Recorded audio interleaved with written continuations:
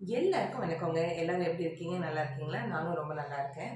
பிரசவத்துக்கு அப்புறமா வீட்ல பெரியவங்க இருந்தாங்க அப்படின்னா, சில மருத்துவங்கள்லாம் அவங்க கை வைத்தியம்லாம் செய்வாங்க.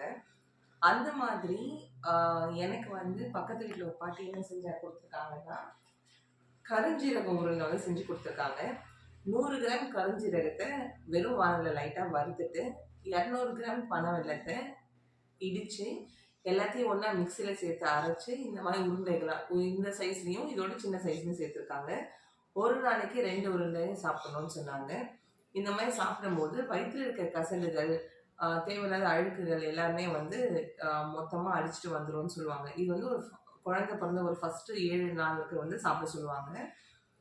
ஆ இது வந்து வெறும் கருஞ்சீரகமும், பனவெல்லமும் மட்டும். கருஞ்சீரகத்த லைட்டா வறுத்துட்டு அது ஆறுனதுக்கு அப்புறமா 200 கிராம் பனவெல்லத்த மிக்ஸியில சேர்த்து அரைச்சு உருண்டை பிடிச்சு சாப்பிட வேண்டியதுதான். காலையில ஒரு டம்ளர் வெதுவெதுப்பான பாலோ இல்ல காஃபியோ குடிச்சிட்டு அதுக்கப்புறம் ஒரு உருண்டை சாப்பிட்டுட்டு அதுக்கப்புறம் நம்ம எப்பயும் போல சாப்பாடு எடுத்துக்கலாம். அதே மாதிரி ஈவினிங் வந்து ஒரு 4, 5 மணி போல வெதுவெதுப்பான பாலோ காஃபியோ குடிச்சிட்டு ஒரு சின்ன உருண்டை சாப்பிடணும்.